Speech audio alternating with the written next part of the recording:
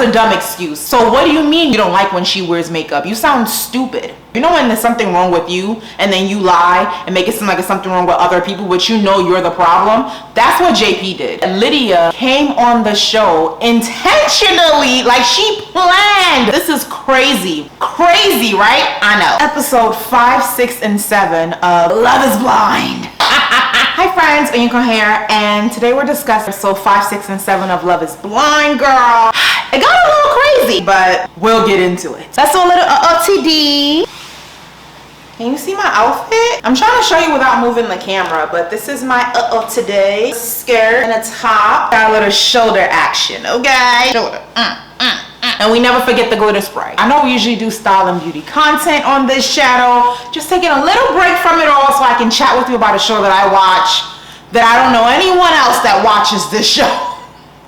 So episode 5 kicks off with Uche being completely confused, super duper confused, in the men's quarters, wondering what on God's green earth happened with Aaliyah. Like, why would she just leave out of nowhere? It's not even normal for her to leave out of nowhere without talking about anything. Aaliyah was completely into it. They were telling each other they love each other. He was ready to propose, and boom, she did. Izzy feels like Aaliyah should have at least, at the very minimum, should have at least given Uche some closure. I'm not a closure kind of person. I believe once you cut someone off, you don't have to give them closure, but that's just me. But I do think that if you were just 1 minute, I love you, and then you disappear, that is weird. I think people should know that you're about to disappear. At that moment, I had a feeling something happened between her and Lydia, because there's no way Aaliyah's gonna go from I love you, Uche to dipping out the show, want nothing to do with the show. Uche is in the confessional, and the producers are like, do you want me to call her? Do you want to speak with her on the phone? He says yes. Production calls Aaliyah. Aaliyah is now on the phone with Uche during the confessional. And Aaliyah starts to say that she believes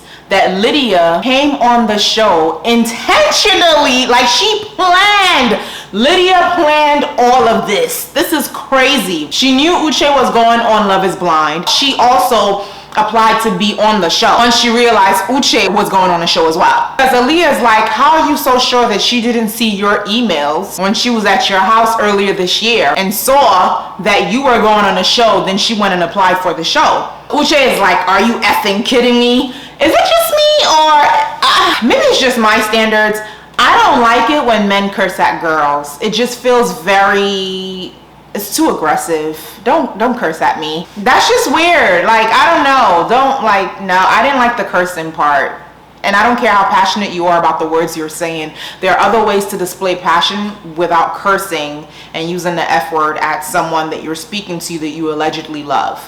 That's just how I feel. Although it seems like a stretch, because who's literally gonna go through someone's email, see that they're going on a dating show, and then go apply for that same dating show so you can act like it's fate? But Lydia is starting to seem like she is actually crazy. Like she's actually the type of person to go to those extents to be reconnected to a guy that she was previously connected to. It's just very weird. Lydia seems thirsty. Beginning of the experiments, Lydia was in the women's quarters saying that she has a feeling someone from her past is on the show, but she's not sure, but she has a feeling. Who would say something like that? Unless they were sure that someone from their past was truly on the show. But Uche is going off on Aaliyah. He's like, you cannot be mad about anything Lydia says. All you had to do was sit in the house with her for one more day. You cannot be mad at anything Lydia says, yada, yada, yada. He's like, I've had enough. I don't want to talk to her. I don't even want her phone number. I don't want to see her again. These are his words. He's pissed. Okay, here's the thing. I can kind of understand why Uche is pissed off, because he's blindsided. He went from one day, I love you, to her disappearing, you know? So he has a right to be pissed, honestly. But from Aaliyah's point of view, you know, she's living with this woman that's his ex-girlfriend, and that was thrown at her. It's not like she went in a situation knowing that she was going to be living with the ex, Lydia. It's not like she went into the situation knowing that Lydia is an ex. It's the fact that she found out during the process, and all of it is way too hurtful. And then if Lydia is saying things to her, you know, it can be all confusing. I understand where Uche is coming from, because he's like, why would you give up so quickly, so easily? But I also understand where Aaliyah is coming from, because she doesn't have it easy neither, living with that girl who seems like she plotted to be on the show to get back with Uche. So Morton and Lydia, they see each other for the first time ever. He puts the ring on her finger. He's super duper tall. He is 6'6", 6'7", tall at 24 years old. Still mad young. Still mad young. And they kiss a lot. I don't know, their kiss is like, I don't know, I think it's nasty. I don't know if I think it's nasty because I view Morton as a teenager. So when they kiss, I'm like, oh, because I don't know why I feel like he's a teenager. I don't know, but anyway, we got the 3 couples that are engaged heading to Mexico, girl. We got JP and Taylor, then we got Izzy and Stacy, and last but not least, we got Lydia and Morton. So this whole time, I'm like, Taylor just overthinks the silence in their relationship. Remember when I said in my last video, when I said it's not that serious, you don't have to be talking 24/7. You can have silent breaks during conversations around people that you love. Remember when I said that? I feel like the best connections in life in general, whether it be your boo or your best friend or your mother, like the best connections are those where you can just sit in silence and still enjoy each other's company. For example, my best friend, we don't need to have something to say every second that we're in each other's presence. It's just fun being in each other's presence, and it doesn't feel awkward if we're silent for a minute or two. It's actually fine. My mother, if we don't speak for 60 seconds or for 5 minutes in the time that we're with each other, it's fine. It doesn't feel awkward. It doesn't feel abnormal. Like, because these are people that I feel so strongly and so close with, it's okay. I think the best relationships in life are the ones where you are comfortable sitting in silence with them. Of course, it's not like just sitting in silence the whole time, but like you are comfortable having like silent breaks in between your conversation, and it's not that deep. It feels regular, it feels normal, it doesn't feel awkward. It's just, that's normal life. No one has literally something to say every single second of a conversation. It's fine. Oh my gosh. Their trip to Mexico showed me that it wasn't just like a normal silence. It showed me that JP is just a very quiet man that barely talks. Maybe Taylor's not wrong. When they first got to Mexico, Taylor was saying that she was overthinking the awkward silence between them to the point that she cried the night before. And JP's like, what? Really? I didn't cry. It's not even that serious. Like, he reassured her, like, everything is fine. I didn't cry. I didn't think anything of it. We're good. I noticed that JP is always smiling. He's either smiling with the teeth or he's like smiling like a grin. Like, that's like his resting face. You know how some people, their resting face is very hard and harsh? Like, mine is harsh. Like, JP, his resting face is a smile. He be all the time just, if JP's angry, he's just, and if he's happy, he's still just, and if he has no feelings, he's just like, so the first morning together, everybody's hanging out, everybody's cool, chilling, right? Everybody seems happy. But Taylor is so bored with JP. She's like, I feel like I have to force conversations out this man. He just sits there quiet. She's finding it hard to build conversations with him. Seems like JP is just there, but JP also said he hates being forced to have conversations. So what are you gonna do, sir? Sit there quiet the whole entire day and every single day in Mexico? And then your relationship is just gonna be you sitting there like, she is bored. Taylor is boredom right now. Excite your woman, have some fun, do something, say something, play a game, something. She is bored. So Lydia tells Morton that she wants to have kids in 5 years, and Morton is like, wait, let's have kids maybe in 10 years because 5 years is too soon. Of course it's super soon for you, Morton. You're only 24 years old. Even though having kids at 29 is not a big deal, like that's not too young in my opinion. But my point is, he's so young. He's like, in 5 years, I'm still living life, you know.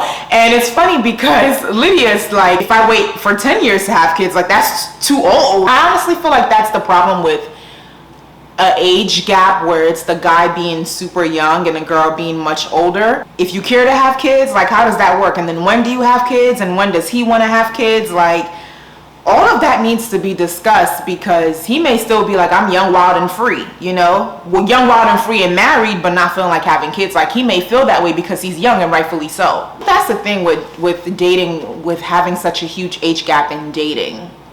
And I think that's the benefit in when you date someone that's around your age, because maybe maybe your goals in like having children might be, some people, every case is different, but might be a little bit more aligned. You know, everybody's on the beach having fun, hanging out together. Izzy and Stacey are having a good time, like picking each other up and throwing each other. Like, it's just fun. Everybody's having fun. Like Lydia and Morton, like they're having a good time.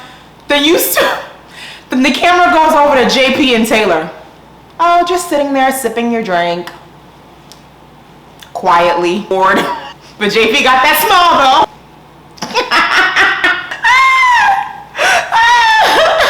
Lydia and Izzy step aside to have a talk one-on-one, and they're having a little closure moment. You know, Izzy's like, I didn't mean to hurt you. You know, what I had for you was real, yada, yada, yada. Lydia's like, yeah, whatever, whatever. I love Morton now, so it's cool, whatever. Izzy is cool, Lydia is cool, they cool. Great. You both are engaged to different people now. Who cares? What is it with people in closure so bad? Like, who cares? You got your new person. Who cares? Taylor was speaking with Stacey about her reservations about JP. She feels like JP might like her more than she likes him, but he's boring. Stacey was just like, you know what? If you care about making this work, then try to do something to make it work. Taylor tells JP about her reservations about the relationship, and JP is just like, I don't want to lose you. Well, I need you to be more fun, sir, because you're boring. You're boring with a smile. It's just boring. On to episode 6, and JP and Taylor are having a talk, and he's like, actually, the problem is that when I met you, you were wearing a lot of makeup, and your face was super caked up with makeup. I think he was trying to come up with the reason why he's unable to make conversation. Her wearing makeup is not the reason you're sitting here quietly. That is such a bold-faced lie. I can't stand a bold-faced lie. Like your face, it was very fake, you know? I like you better like right now, how you haven't been wearing makeup lately. I like it better like this. And it's so stupid because he met her wearing makeup. She was wearing makeup when he met her. And she wasn't even like super caked up. You know how some people, they wear makeup and they literally don't look like themselves? Like you can't notice who they are with, like you think it's two different people, makeup and no makeup. Taylor is not that girl. She's not some professional makeup artist where she can make her face look completely different. She's a regular girl like you and I, to where when she beats her face, she's just enhancing her beauty. You can still tell that's Taylor. So that excuse that JP gave her about, oh, well, you were just so caked up and I just feel uncomfortable, but now you're not wearing makeup. That is such a dumb excuse because now she's not wearing makeup in Mexico and you can't talk. She's makeup free, you can't talk. But when you met her with makeup on, you were all over her and excited about her. So what do you mean you don't like when she wears makeup? You sound stupid. That was a dumb excuse. And I think he just like made that up to make it seem like there was something wrong with Taylor. You know when there's something wrong with you and then you lie and make it seem like it's something wrong with other people, but you know you're the problem? That's what JP did. JP knew he's the problem and he lied and made something up about Taylor that just made absolutely no sense. Because in the moments where you were your quietest, Shorty had no makeup on. So what's the problem? JP said makeup started the awkwardness, and Taylor was like, you know what? I'm going to go spend the night in another room. We'll talk about this in the morning. Taylor is pissed. Taylor is over it. She is like, I don't want this man who's trying to say that me wearing makeup is an issue. Like, what? You're not about to tell me not to wear makeup? Like, I wish somebody would try to tell, like, what? Like, you're not about to tell a girl, don't wear makeup. I don't like it when you wear makeup. Sir, bye. When I want to be barefaced, I'm going to be barefaced. When I want to beat this face, I'm going to beat this face. And no one can do nothing about it, okay? Morning after they have a talk. This is the last morning in Mexico. They have a talk and JP is like, he really wants to work on the relationship. Yada, yada, yada. He wants to really make them work. And Taylor's like, no.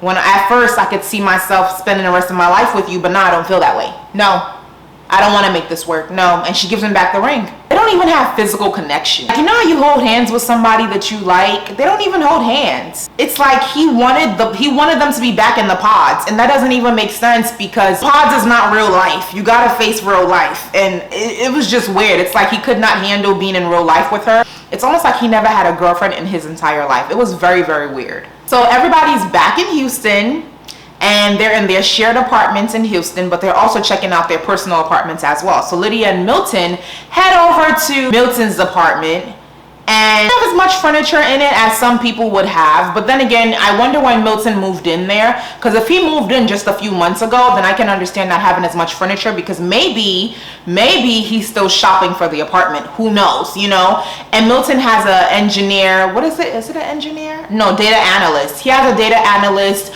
roommate named Josh. They like to play Pokemon together. Pokemon. Because he's 24 years old. Here's what was a little interesting to me. Izzy plans to move in with Stacy in a house that she already owns, right? And she plans to do some renovations to the house. So they're talking about money, 401ks, savings, bills, how everything is going to be paid for, right? Because she's like, if the HVAC breaks, that's $20,000. And I have 2 HVACs. So if both of the HVAC breaks, that's $40K.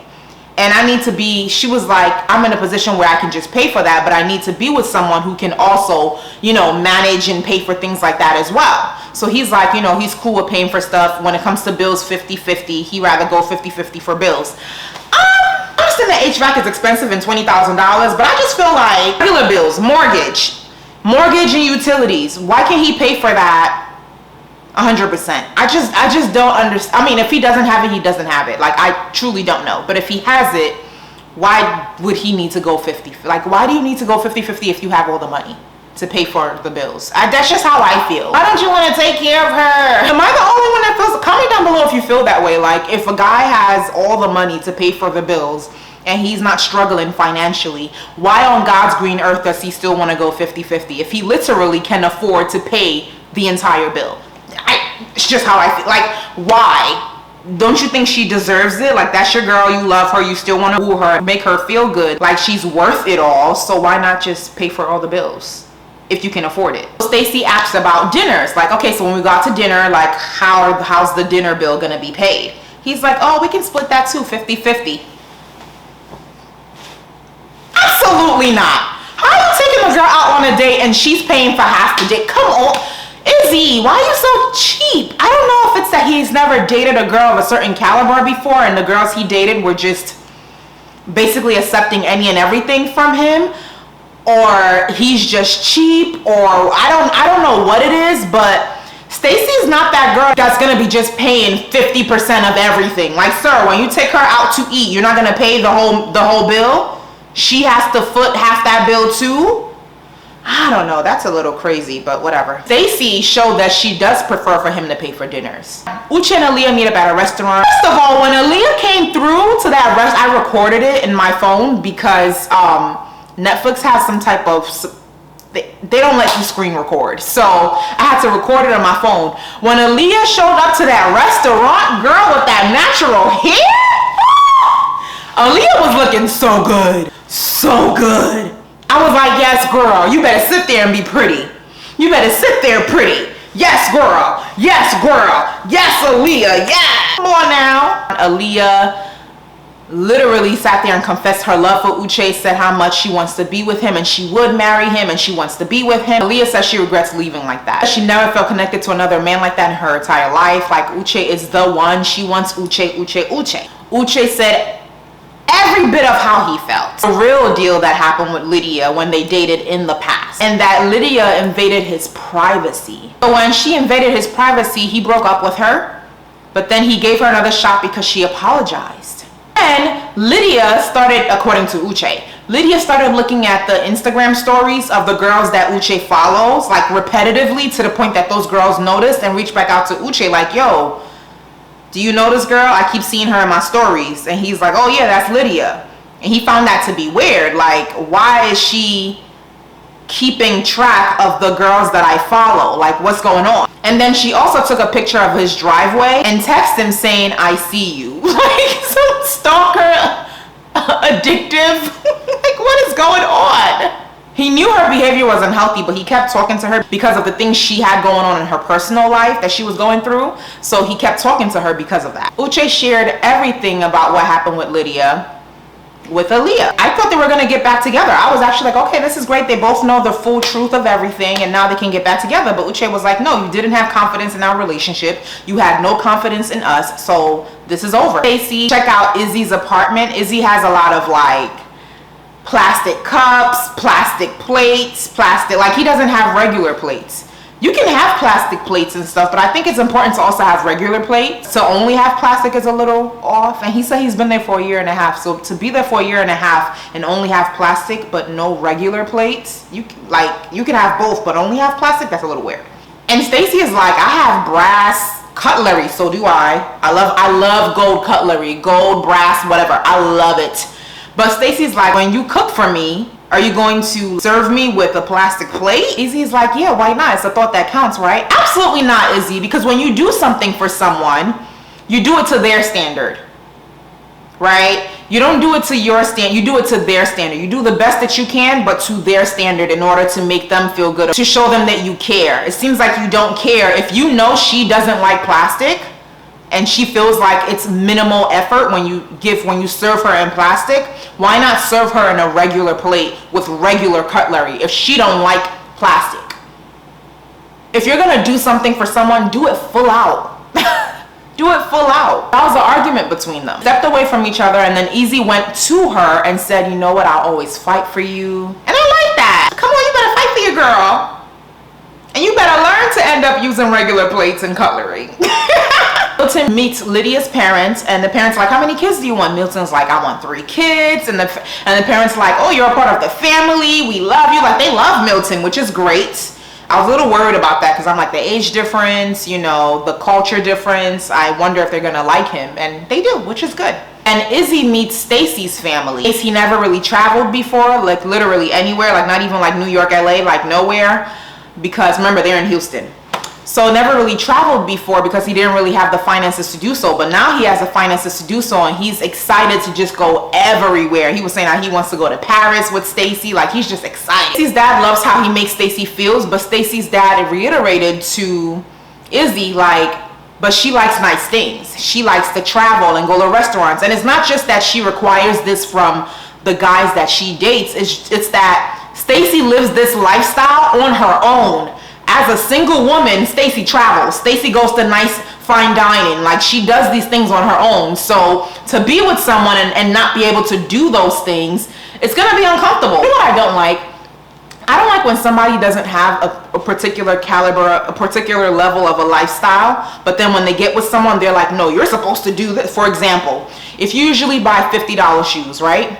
But then you get with someone and you're like, he has to buy me $1,000 shoe and up. You're asking for too much because you only buy $50 shoes. So who are you to ask for $1,000 and up? Not saying you can't, but like, to make that the bare minimum you can accept, that's a bit much because you yourself don't even live the lifestyle of $1,000 shoe and up, right? But if you're somebody who you buy $1,000 shoe and up for yourself, that is your standard for your lifestyle. You're with someone, they should match your lifestyle. They too should buy $1,000 shoes for you and up because that's what you already bought for yourself anyway. That is your lifestyle. So my point is, Stacey does the traveling, she does the restaurants, she does all these nice things by herself. So to come into her life and not do those things for her or with her, it's gonna be weird. You can't downgrade someone's life. That's my point. You cannot downgrade someone's life. You gotta match the energy and match up. Everyone meets up for a get together. It's like a little barbecue thing. So we got the rest of the we got the rest of the pod squad there. We got Miriam, all the girls, all the guys, right? Except for Aaliyah. Aaliyah didn't show up. Chris and Johnny are now dating. They met in the airport and they just started talking from then and started dating from then. They're boyfriend and girlfriend. They're not engaged though, but good for them. Izzy and Johnny step aside for a one-on-one, but Izzy went in on Johnny, telling her about herself. Stacey feels like Johnny was speaking poorly about Stacey once she found out that she was dating Izzy. So Uche and Lydia have a one-on-one, and Uche addressed the fact that she was stalking the girls that he follows on Instagram and their Instagram stories. And Lydia, oh my gosh, are you ready for this? Are you ready for this? Because Lydia said the wildest thing. She said, I don't know, maybe it's the Instagram algorithm.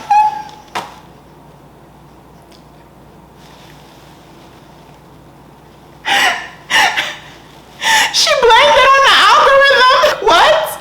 How can the algorithm make you click on someone's profile so you can view their Instagram stories.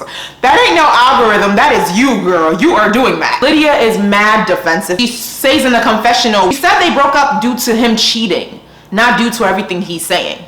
And he's like, no, like, you were watching me, you were doing this, you were like, I don't know, basically obsessive behavior with him, which is very unhealthy. Milton comes and defends his girl. Lydia storms off upset. Uche grabs Milton to the side like, yo, let me have a talk with you and tell you how your girl is doing. Let me tell you what type of girl you dating. You need to know who she really is. My real question is Milton going to feel uncomfortable or tread lightly with Lydia moving forward after Uche tells Milton all about Lydia, or is he just gonna be like, whatever, I love her, I don't care about how she was or how she is because she's the one for me now, whatever. Like, I just wonder that. Oh, it was a good 3 episodes. I wish Aaliyah came back. Thanks so much for watching. I really appreciate it. I love you. God loves you. Thank you so much. Make sure you subscribe and turn your notifications as well. Check out the links in my bio. I have some other videos you can check out if you want to join the party. Let me know down below what you think about episodes 5, 6, and 7 of Love is Blind. Girl, it's crazy. I'll be back with another Love is Blind chit chat when they release the next few episodes, whenever that is. Alrighty, bye. Bye, girl.